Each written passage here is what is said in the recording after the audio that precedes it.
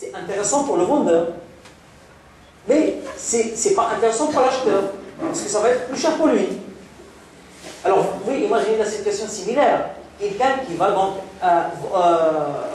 c'est bon. Donc, voilà le risque de parties. Et s'il baisse, il y a le risque pour le vendeur. Maintenant, comment peut-on gérer de telles situations? Pour nous, les Marocains, par exemple, on ne peut pas, disons, gérer cette situation. On va accepter ce qui est sur le marché, on s'arrête. Alors maintenant, le ciel, l'idée d'intervenir sur les marchés internationaux, là, il faut du travail. Alors maintenant, comment cette situation peut être gérée? Alors, il y a, donc dans ces exemples que je viens de vous donner, il y a la livraison physique du pétrole. La livraison physique du pétrole. Et maintenant, ce que font les gens pour gérer leur position, c'est que, tout simplement, après avoir conclu le contrat, tout simplement, ils switch vers un autre écran. Il va tout simplement rentrer sur le New York Stock Exchange, le New York Mercantile Exchange. Et donc, c'est là où se vend le pétrole et les matières premières.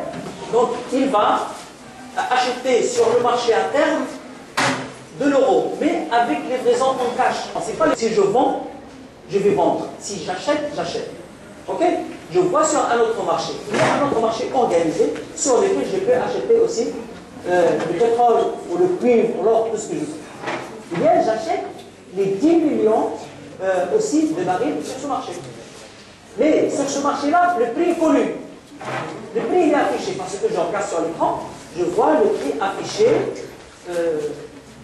d'ici le temps. Des prix rationnels, ou bien si vous voulez des fils conducteurs de prix qui sont acceptables pour tout le monde. Et c'est donc ceci qu'on va considérer comme le prix rationnel avec lequel on va échanger les biens dans le futur. Donc avec ça, c'est exactement, c'est équivalent, si vous voulez, après un petit calcul simple, tout ça c'est équivalent à dire que vous avez vendu le pétrole avec le prix qui se trouve sur le marché du New York. Le prix intermédiaire. Donc ça c'est vraiment quelque chose avec lequel on gère des positions. Donc si vous voulez, pour revenir sur la question de comment on répond à cette question, comment peut-on analyser donc ces positions? Donc ce que vous voyez là, le graphique que vous voyez, c'est tout simplement, c'est la capitalisation de la bourse de Casablanca. C'est la capitalisation boursière de la bourse de Casablanca. Et vous voyez comment elle varie. Vous voyez, c'est une courbe qui est en pic.